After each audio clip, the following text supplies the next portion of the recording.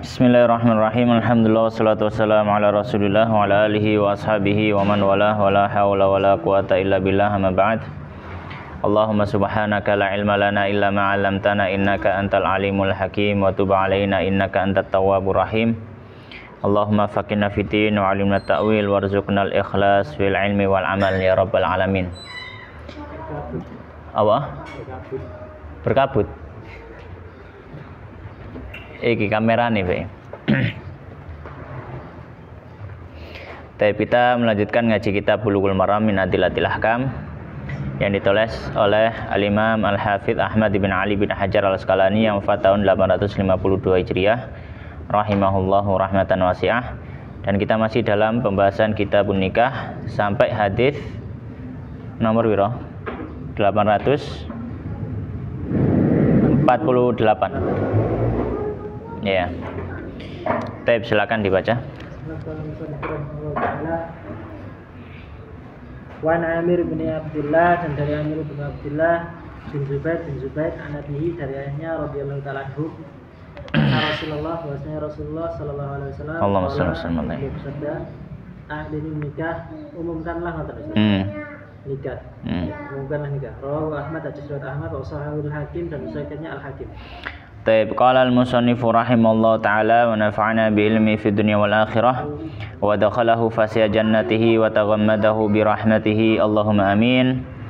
Wa an Amir bin Abdullah bin Zubair, lan saking Amir bin Abdullah bin Zubair, an nabihi saking bapake ya Abdullah bin Zubair radhiyallahu ta'ala anhum, anna Rasulullah sallallahu alaihi wasallam iku qala wasdawu sapa Rasulullah, a'linu umumno sapa sira kabeh an nikah ing nikah. Rawahu Ahmad, hadis ngriwatake hadis sapa Ahmad wa sahalan lanus nyohehake ing hadis sapa Al-Hakim Imam Hakim. Baik. Maka hadis ini membahas atau memberikan sebuah pelajaran, apa itu? Disunnahkan untuk mengumumkan pernikahan. Ya. Disunnahkan untuk mengumumkan pernikahan. Hikmahnya apa mengumumkan pernikahan? Maksudnya mengumumkan di sini adalah memberikan informasi kepada orang sekitar tentang pernikahan. Ini dianjurkan, disunahkan.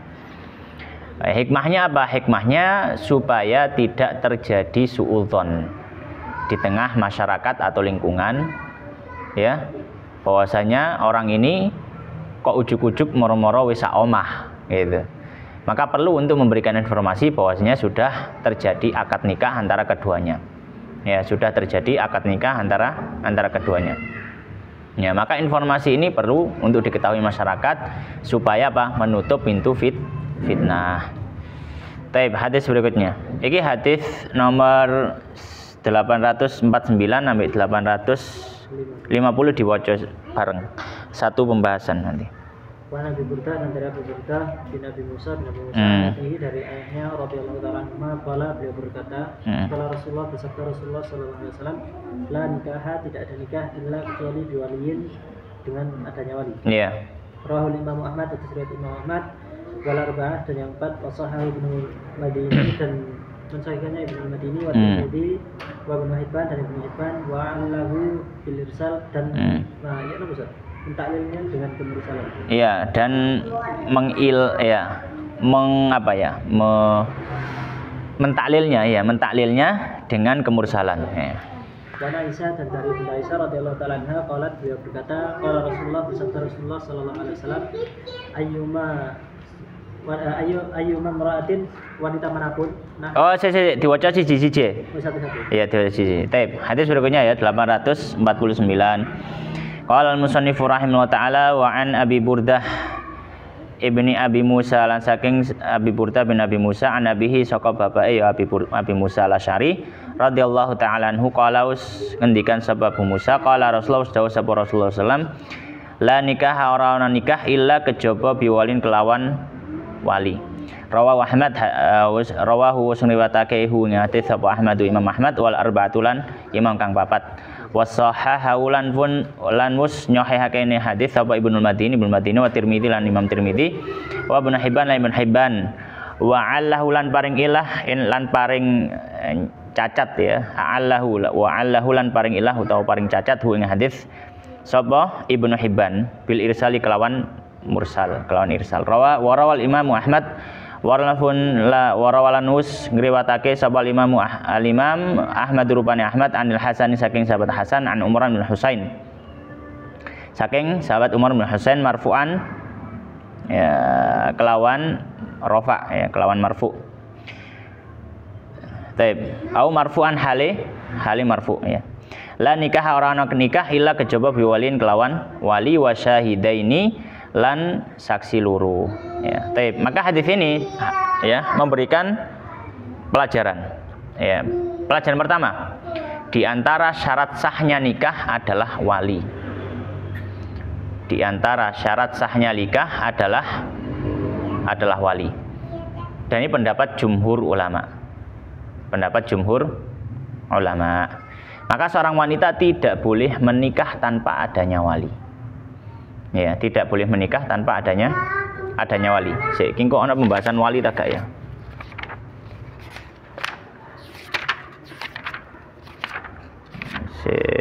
Asyratin nisa.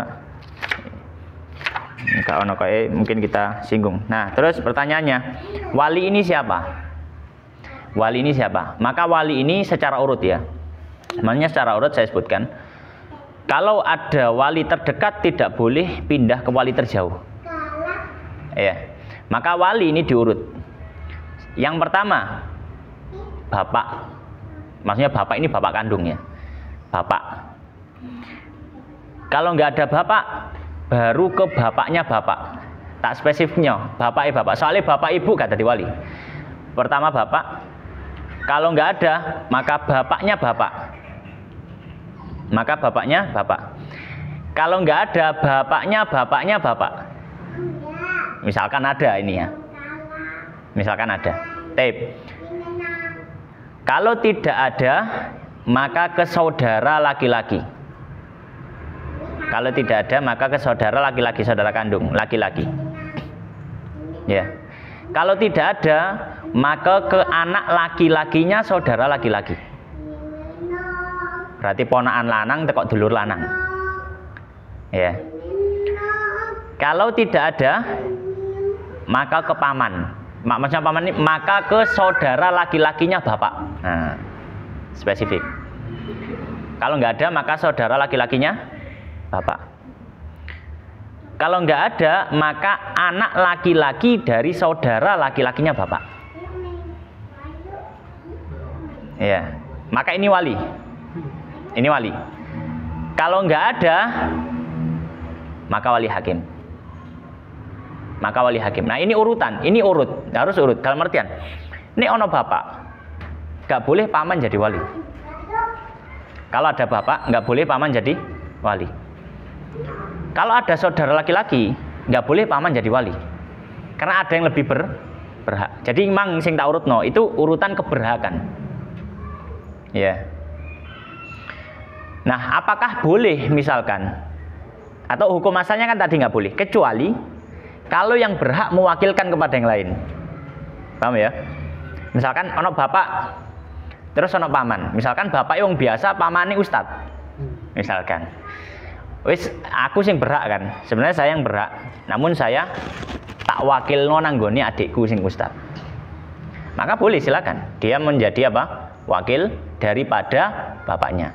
Boleh. Ya, maka boleh. Bahkan wakil ini meskipun bukan siapa-siapanya juga boleh. Mewakilkan gitu, boleh saja, silakan. Tapi secara asal kalau nggak ada wakalah, nggak ada perwakilan, maka hukumnya ya tadi urutan nanti. Ya ini wali. Maka ini apa? Wali. Tep. Nah maka syarat sahnya nikah harus ada wali.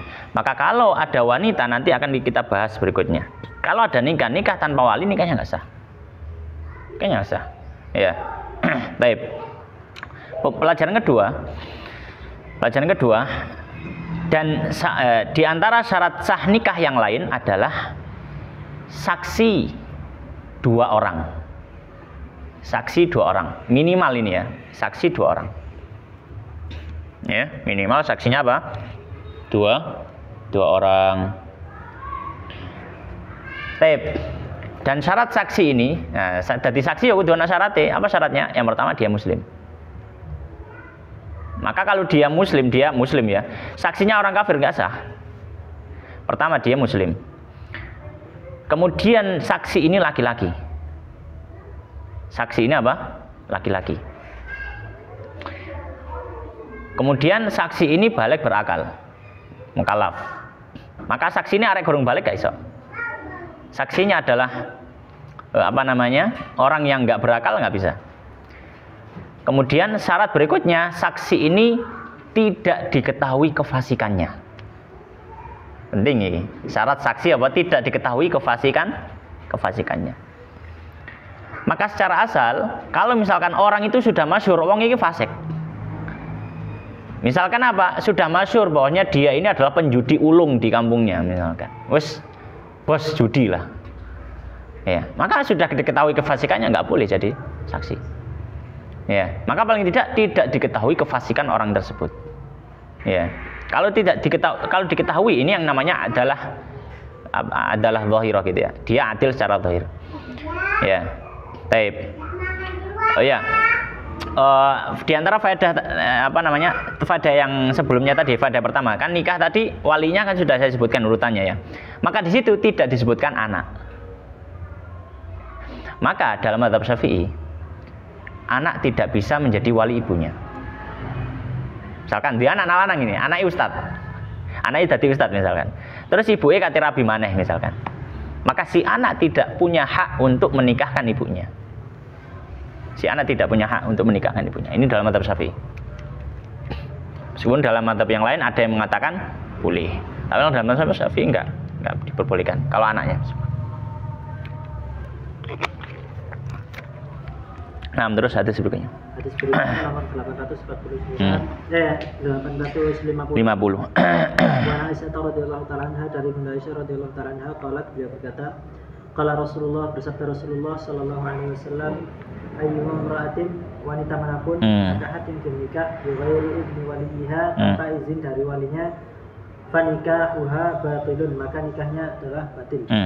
Fa in dakhala, maka apabila berhubungan itu dia dengannya, falaha, maka baginya al-mahru, mahar, bima, dengan apa yang istahalla, dihalalkan yang mahar itu dihalalkan min farjiha, karena dari farjinya.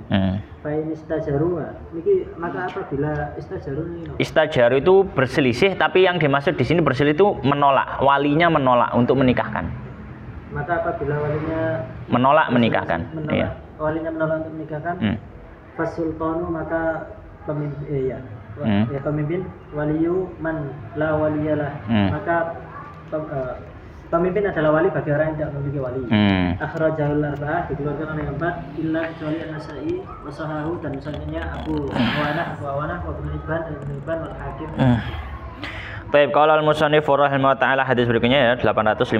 Wa an Aisyah, lan saking sahabat Aisyah radhiyallahu taala anha, qala, terus ngendikan sahabat Aisyah, qala Rasulullah, qala Rasulullah, dawuh sahabat Rasulullah sallallahu alaihi wasallam, ayyu mamra'atin, sapa wae wong wadon nakahat nikah sapa imro'ah bi ghairi idzni waliha, kelawan selain izin ya waline imro'ah, fa nikah wa maka nikahi imro'ah iku batilun, batal. Ya, fa'in lamun dakhalawus, mlebu, maksudnya mlebu ini jima ya. Fa'in ya, maka lamun dakhalawus jima ya, sapa ar-rajul, takdiri rajul ya, laki-laki pihak lawan mar'ah, falaha maka kedue al-mar'ah apa al-mahrum, falaha maka kedue al-mar'ah al-mahru utawi mahar, bima kelawan barang kang istahallawus aweh halal sapa ar-rajul min farjiha, saking farjine mar'ah. Fa inis tajarru ya. Fa inis tajaru, maka lamun nolak sapa para auliya. Takdirnya adalah istajaru, ini takdirnya fa'ilnya adalah para wali ya. Fa inis tajarul auliya'u ya. Fa inis tajarru ya.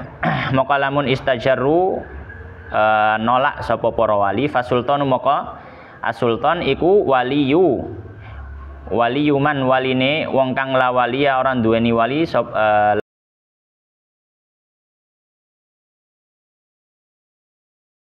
sapa arba'atu imam kang papat ila Nasai kejaba Imam Nasai wa sahihulan wa sahihake hadis sapa Abu Awanah Imam Abu Awanah wa Ibnu Hibban wal Hakim lan Imam Al-Hakim. Maka hadis ini memberikan beberapa pelajaran. Pelajaran pertama, ayu mamra'atin nakahat bi ghairi idzni waliha fa nikahu batil. Maka di potongan hadis ini memberikan faedah. Apa faedahnya? Wanita yang nikah tanpa wali, maka nikahnya batal. Maknanya batal ini tidak dianggap sah, seperti tidak nikah. Ya, seperti tidak nikah. Baik. Nah, terus bagaimana dengan anak yang lahir dari hasil hubungan nikah tanpa wali? Maka kita sebutkan anak ini jatuhnya anak yang lahir dari pernikahan yang ada syubhat. Ya.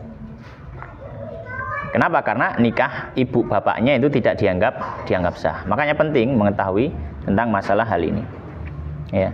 Maka misalkan yang disebut dengan apa kawin lari apa-apa, itu tidak lain dan bukan adalah zina dan kumpul kebo. Bukan nikah, nggak ada nikah yang seperti itu.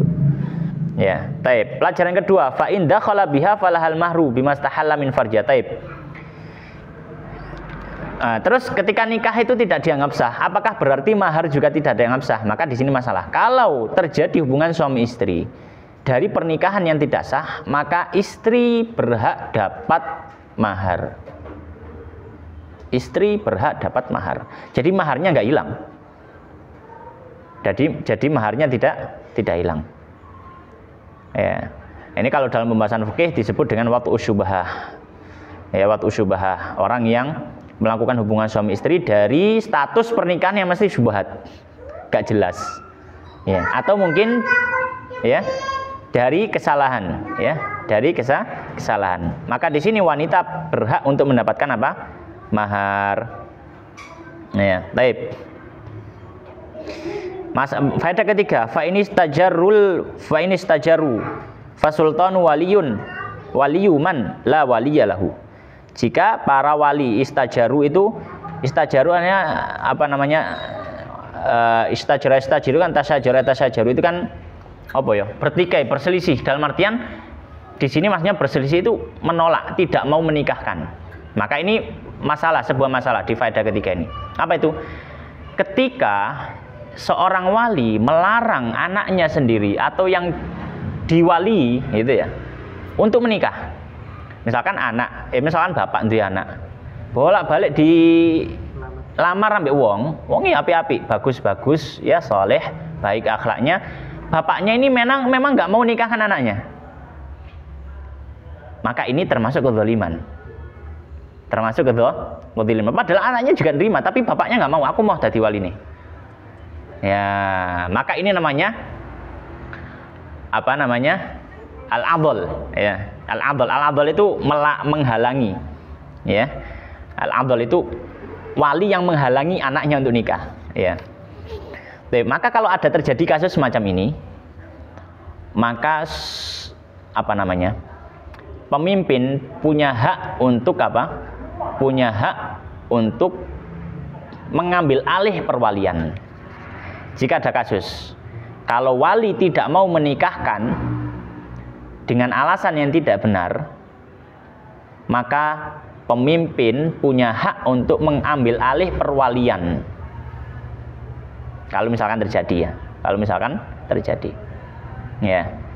Makanya dalam Al-Quran, fala ta'dhuluhunna, jangan kalian halang-halangi yang kalian waliyi itu untuk nikah, gitu. Jangan kalian menghalangi yang kalian wali untuk nikah. Kenapa? Karena ini kedzaliman. Ya, kezaliman. Maka itu pelajaran ketiga, jika ada wali yang tidak mau menikahkan yang diwalikan, maka pemimpin punya hak untuk apa? Punya hak untuk mengambil alih hak perwalian. Ya. Nah, apakah di sini misalkan ada pertanyaan, apakah enggak pindah ke wali berikutnya saja, Ustaz? Para fuqaha menyampaikan enggak. Kenapa? Karena yang paling berhak masih ada. Masih ada. Dia cuma nggak mau gitu. Maka tidak berpindah ke atasnya atau nggak berpindah ke wali yang lain, tapi langsung pindah ke wali hakim. Karena di sini perwalian harus diambil paksa. Sedangkan wali dari nasab nggak bisa dapat perwalian dengan paksa. Yang punya hak untuk memaksa siapa? Hakim. Maka langsung pindah ke hakim. Ya, taib. Wallahu taala alam. Hadis berikutnya. Hadis berikutnya 851. Nah, iki diwaca karo pisan, ya. Wa Nabi Hurairah dari Abu Hurairah radhiyallahu ta'ala anhu, anna Rasulullah sallallahu alaihi wasallam qala bersabda, la tunkahul ayyimu, jangan engkau nikahi, tidaklah dinikahkan. Tidaklah dinikahkan orang janda, tinggal nanti. Iya, al-ayyam janda. Al-ayyim janda hatta hingga tustamar meminta izin kepadanya. Wala tunkahul bikru, dan tidaklah dinikahkan seorang perawan hatta hingga dan mendapatkan izin. Dimintai izin. Lalu para sahabat bertanya, ya Rasulullah, wa kaifa idnuha, dan bagaimanakah izin dari orang yang gadis tadi? Qala, beliau bersabda, antas kuta, jika dia diam. Muttafaqun alaih, hadis riwayat Bukhari Muslim. Wa an Ibnu Abbas.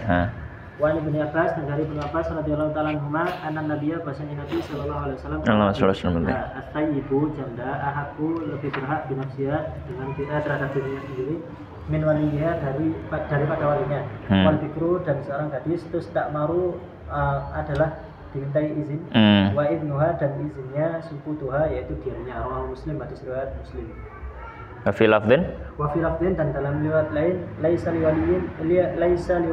wali, tidak ada bagi wali ma'asayyibi, bagi seorang yang janda, amrun itu dimintai izin. Kekuasaan. Wal yatimah, dan bagi anak perempuan yang yatim, terus tak maru untuk dimintai izin. Rawahu Abu Dawud, hadis riwayat Abu Dawud, dan Nasa'i wa Sahih Ibnu Hibban, dan mensahihkan Ibnu Hibban. Iya, taib. Hadis berikutnya 851. Qala wa ana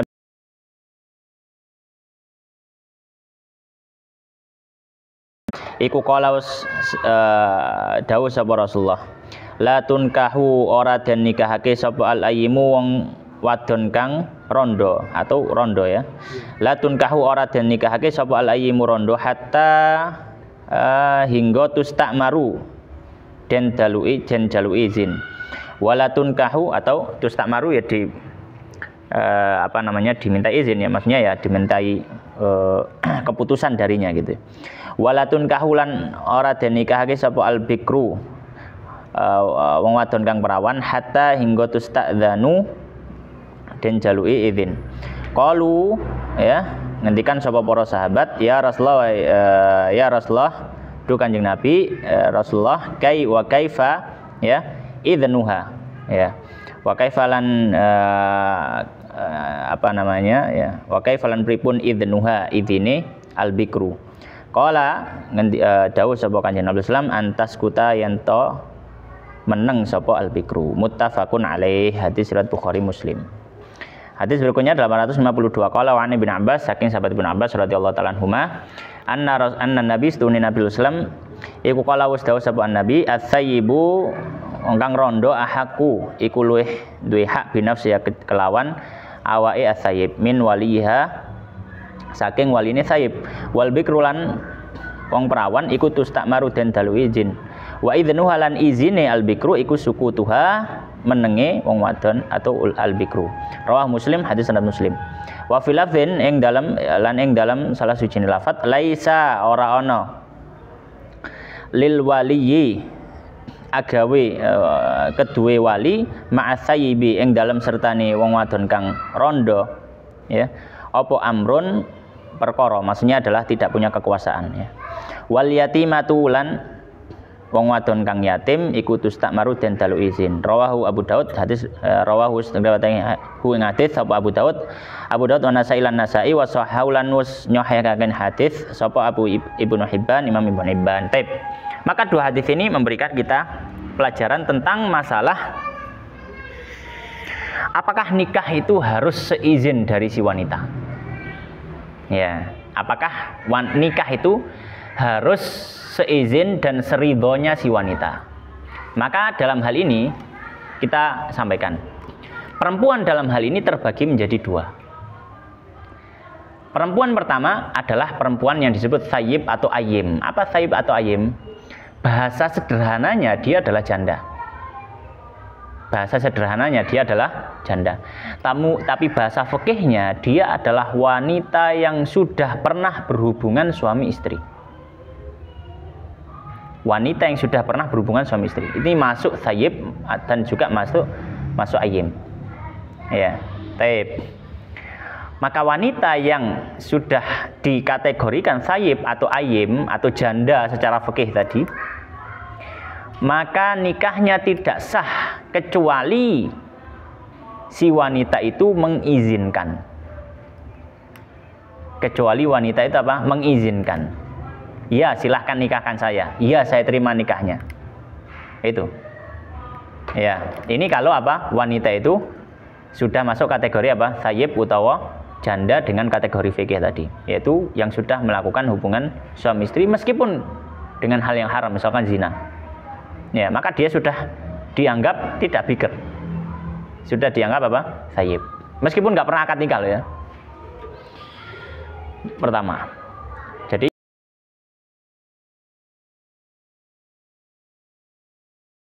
itu ya berarti lawannya sayyib, berarti dia yang tidak pernah berhubungan suami istri. Dia tidak pernah berhubungan suami istri.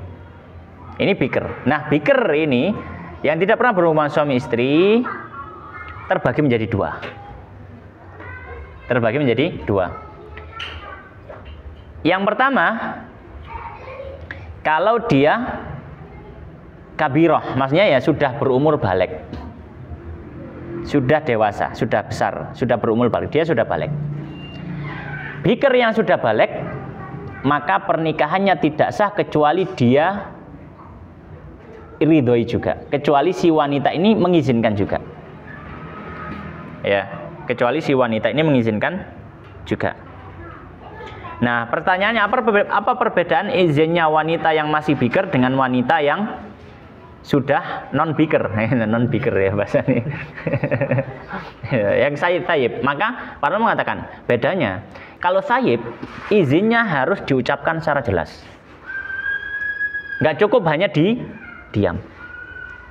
Ya, nggak cukup hanya diam. Maka kalau sayyib itu diam, dianggap belum menjawab dan dianggap tidak izin, tidak mengizinkan. Kenapa? Karena kaidah asalnya la yunsabu lisakiti qaul. Tidak boleh dinisbatkan sesuatu kepada orang yang diam. Orang diam tidak boleh dianggap iya. Ya. Tidak bisa dianggap iya. Tidak bisa juga dianggap tidak. Maka kembali ke hukum asal. Hukum asalnya apa? Ya tidak ada. Hukum asalnya tidak ada. Maka kalau sayyib ini kok diem saja, maka nggak dianggap. Ada orang ngelamar sih, arek gorong jawab gitu terus. Nggak bisa langsung iya wis dianggap iya, nggak bisa. Atau dianggap nolak, nggak bisa. Ya la yunsabu lisakitin qaul. Nah, kalau izinnya bikr bisa dengan ucapan atau dengan diamnya dia. Maka kalau bikr ini diam, bikr yang sudah balik ya, maka kalau dia diam dianggap sudah mengizinkan. Ya, maka ini pengoncalan dari kaidah la yunsabu lisakitin qaul. Nah, apakah mutlak Ustadz? Apakah mutlak pokoknya kalau wanita itu belum pernah nikah diam berarti dia mengiyakan? Para mengatakan hukum asalnya mengiyakan, kecuali ada indikasi yang sangat kuat diamnya dia itu menolak gitu ya, paham ya? Jadi kecuali kalau ada indikasi kuat diamnya dia itu menolak, meneng ambil nangis misalkan. Tapi nangis kan bisa jadi nangis bahagia, nangis memang nggak tahu. Tapi ada indikasi kuat bahwasanya dia menolak. Nah, misalkan diem dengan kode-kode ambil nangis. Nah, kan indikasi kuat itu. Berarti dia menolak, tapi gak wani ngomong. Ya, maka kani ngomong. Maka di sini kita katakan kalau kondisi seperti ini, diamnya bikr dianggap tolak. Kenapa? Karena ada indikasi kuat. Tapi kalau nggak ada indikasi, hukum asalnya diamnya bikr adalah iya. Ini kalau bikr yang sudah balik. Kalau bikr belum balik, nikah tetap sah meskipun bikir belum balik tidak memberi izin. Nikah tetap sah. Ini yang disebut dengan mas'alatul ijbarun nikah, pemaksaan nikah. Ya, pemaksaan nikah. Ya. Namun ijbarun nikah ini hanya berhak dilakukan kalau walinya adalah bapak atau kakek. Ijbarun nikah ini berhak dilakukan, boleh dilakukan, sah dilakukan kalau walinya bapak atau kakek. Kalau walinya selain bapak atau kakek, hukum asalnya harus minta izin, harus mengizinkan. Nah, ini penjelasan dari semua yang sudah disebutkan dalam hadis tadi. Makanya dalam hadis disebutkan wanita yang sudah ayyim atau sayyib la tunkahu hatta tustamar. Hatta sampai dimintai apa? Dimintai pendapat, makanya dimintai pendapat ya dimintai izin. Bikir juga sama, dimintai pendapat, dimintai izin. Ya, hanya saja kalau bikir kaifa idznuha, Nabi mengatakan antaskuta atau sukutuha, gitu ya. Dia diam itu sudah izin. Itu kalau bikir, kalau saib enggak. Kalau saib harus apa? Harus ada ucapan yang muncul. Baik, itu inti dari dua hadis ini. Ya, inti dari dua hadis ini. Hadis itu kas ya. Nah. Wa Nabi Hurairah radhiyallahu ta'ala anhu, dari Abu Hurairah radhiyallahu ta'ala anhu, qala beliau berkata, qala Rasulullah, bersabda Rasulullah sallallahu alaihi wasallam, la tuzawwijul mar'atul mar'ata, tidak boleh menikahkan seorang wanita tidak boleh menikahkan wanita lain. Wala tuzawwijul mar'atu nafsaha, dan seorang wanita juga tidak boleh menikahkan dirinya sendiri. Ibnu Majah, hadis riwayat Ibnu Majah, Ad-Daraqutni dan Daraqutni, wa rijaluhu thiqatun, dan riwayatnya adalah thiqah. Baik. Hadis berikutnya 853. Qala wa Nabi Hurairah, lan saking sahabat Abu Hurairah radhiyallahu ta'ala anhu, qala ngendikan sahabat Abu Hurairah, qala dawu sapa Rasulullah sallallahu alaihi wasallam, la tuzawiju ora kena nikahake sapa almaratu wong wadon almarata ing wong wadon liyane. Wala tuzawiju lan ora kena nikahake sapa almaratu wong wadon nafsaha ing awake dhewe. Rawahu Ibnu Majah, rawahu sing riwayatake hadis sapa Ibnu Majah, Ibnu Majah wa Daraqutni lan Imam Daraqutni, wa rijalul lan utawi pira-pira perawine hadis iki iku thiqatun padha thiqat. Ya, maksudnya adalah bisa dipercaya. Baik, maka hadis ini memberikan pelajaran. Apa pelajarannya? Bahwasanya wanita tidak punya hak untuk menjadi wali siapapun.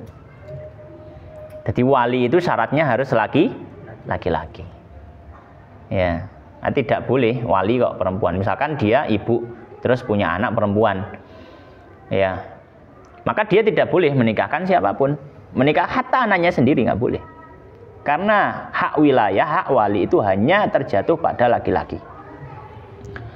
Pertanyaannya, Ustadz, bagaimana kalau dia anak hasil zina? Bapaknya mboten nenten Ustadz, ini muncul ibu ambil anak. Ya. Maka kita katakan kalau anak hasil zina nikahnya langsung pindah ke wali hakim. Langsung pindah otomatis. Ya. Sudah enggak nyari-nyari wali lagi, langsung wali hakim. Kalau yang nikahkan bukan wali hakim, dipastikan nikahnya enggak sah ini. Makanya perzinahan itu akan jadi masalah bukan hanya kepada pelaku, tapi ngerenteti nang dindi, merembeti nang dindi, jadi sumber masalah nanti. Ya, jadi sumber masalah. Ya, orang zina itu tentu yang pertama adalah yang kena dampaknya pelakunya sendiri. Ada hukuman macam-macam, hukuman